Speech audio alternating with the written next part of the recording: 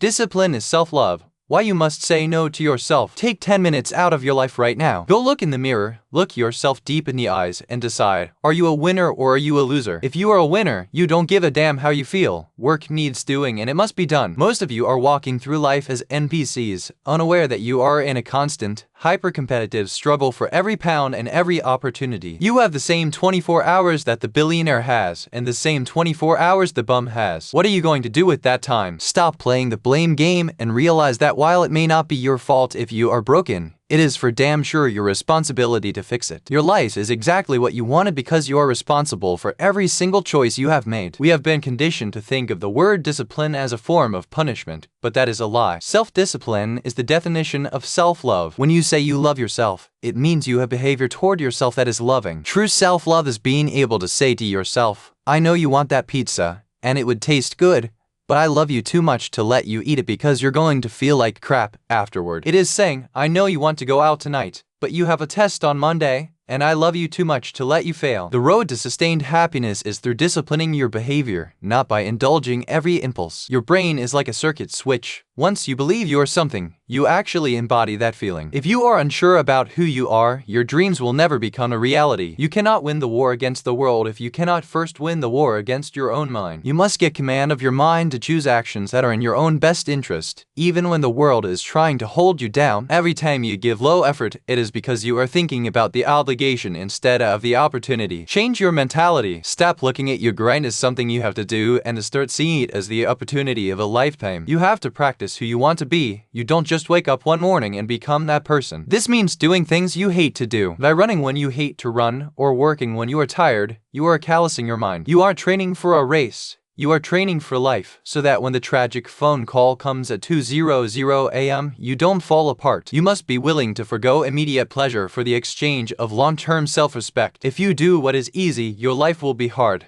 But if you do what is hard, your life will be easy. Stop hitting the snooze button. Excuses sound best to the person making them up. A traditionally masculine man does things he doesn't feel like doing because it is his duty. He charges into the building not because he feels like it, but because it is required. We are living in a generation that is being taught to act on feelings, but when men only act on how they feel, you get violence and instability. Emotional control is absolutely vital. You must be able to wake up in a terrible mood, aching and stressed, and still complete the same tasks as if you woke up in a fantastic mood. How you feel should have no bearing on what you do with your day. Stop worrying about your motivation and start worrying about your duty to your dwelling. A man is rewarded in public for what he does in private. Sometimes, you have to take a break from everything, disappear into what I call the dark room, and focus only on you. We live in a culture of busyness and noise, but the only way to change is to eliminate distractions and follow through behind closed doors. You have to be willing to hide yourself in the library, in the gym, or in the boardroom and do the work required to manifest the moment. Build in the dark and announce it when it's finished. Excellence is the only brand that matters, and excellence shows itself even in the smallest tasks. Your number one job is to fill your own cup until it runneth over, so that you have enough to give to others. If you don't fill your cup through discipline,